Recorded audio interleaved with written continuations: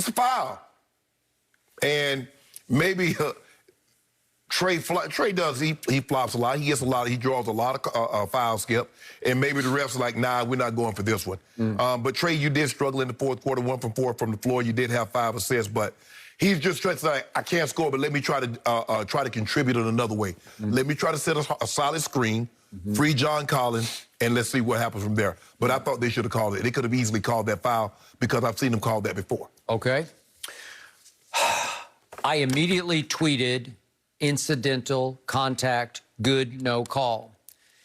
The referee, the chief of that referee crew, Josh Tiven, said after the game to the pool reporter, we deemed the contact incidental. So I'm good with the non-call. Yeah, hell, everybody go say, I didn't mean to foul him. Everybody can say that was incidental contact.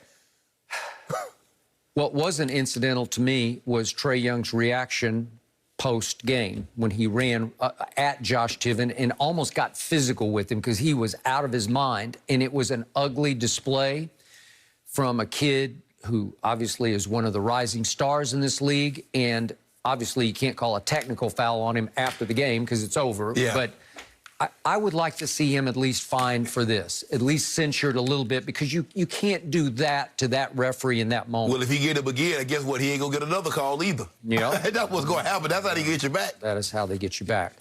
Okay, now back to the play. With that little time left, and you're the #1 option, I was shocked that they would even ask him to set a screen. He's, what, 5'11"? Yeah. Right? What's he weigh? I don't know. 160, 170. Okay. So you're going to set a screen on 7 feet, 240? What is the point of it? I don't get it, because nothing good is going to come out of that, right?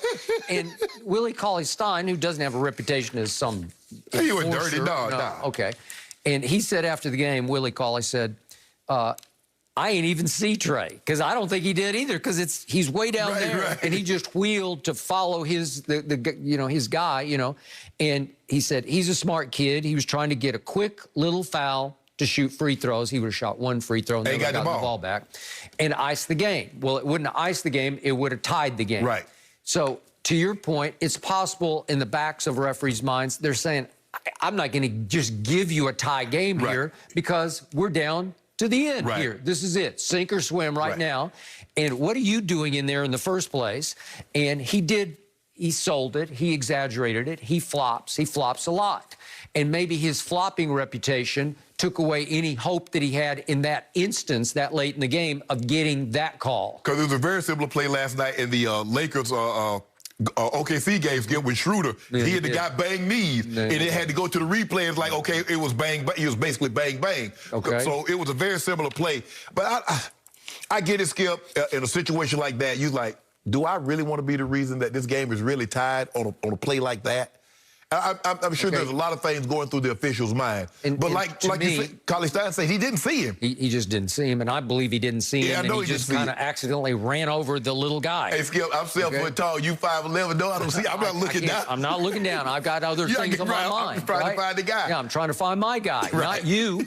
You just happen to get under my feet a little bit, and I accidentally ran over you, and that's what I think happened in that moment. Yes. Now I'm back to, why would you call a play for him? I get the concept of you pick and then you pop. Right. But it's so little time. He's your #1 option. I need him to go get the basketball and make something happen. Then if you want to go pick for him and give him a chance, but they wind up just flailing, and Gallinari just shoots a kind of a fall away. Which is not his shot. It wasn't his shot, and it wasn't, it looks like a good look, but it's not his shot. No. And he missed it badly, and game ended. And by the way, what got lost was, did you see what Luka did with the basketball when the game ended? He grabbed it and threw it up into the upper deck like they had just won the NBA Finals. And I'm saying, what are you doing? They finally won a game, Skip. They've actually won 3 in a row. What is that? My God. Okay. Well, they have struggled so mightily all year, but that's their 3rd straight win after they had gone through a 6-game losing streak. and now they're 12-14. So what are they, like the 12th? Or they're like the 11th or the 12th They're seed now. 11th. Yeah. Best in the West right now. So they're not even a playoff team as we speak. Well, I think also Skip, okay, Luka was the overwhelming favorite to win the MVP. Runaway favorite. And although he's putting up great numbers, Skip, it's not going towards them winning ball games. Nope. So I think it's very safe to say the Mavericks have been a disappointment considering what we saw them do last year, considering what they did in the bubble, Skip, because they took the Clippers 6 games without no Porzingis. So we were expecting them to come back. Okay, they're gonna be a top.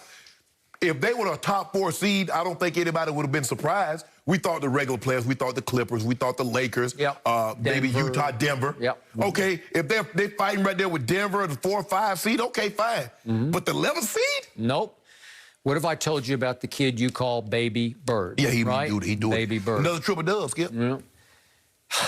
Luka Doncic is now shooting 30.9% from 3. I've told you from the start, he is a liability of a 3-point shooter.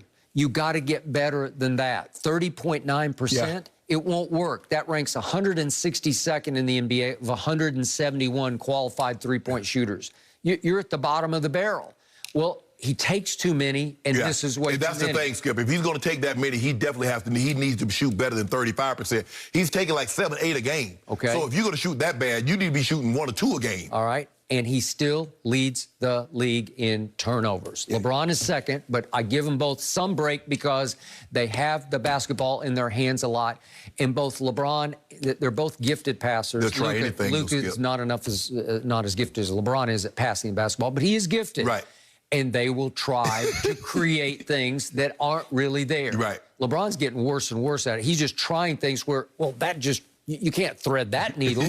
And once they get a fingertip on the ball, it's going the other direction. It's going the other direction, Okay. So in the end, Luka is off to a rough start, and that was actually a big win for him.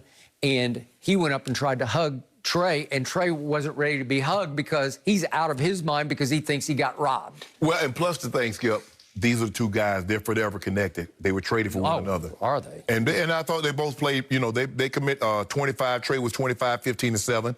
And Luka was a triple-double, 25, 28, 10, and 10. Yep. So they played well. And so, Skip, when I play against you, and, it's kind of like, I guess, you look at D-Wade and LeBron, them, they're in that same draft class. Yeah. Okay, I've got to show you that, Well, sure. Those 2 especially, because they are just paired up against each other every time they play. So I think it's a situation, but for me, Skip, I probably would have called it.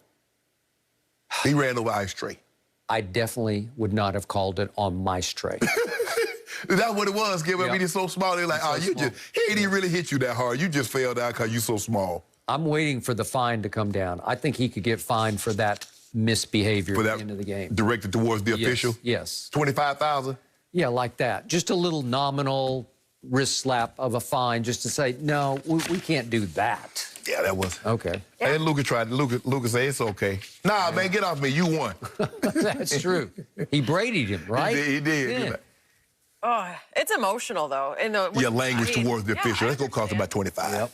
Okay. I'm sorry to bring this up, but are the Cowboys nearly out of time to sign Dak Prescott? We have the latest here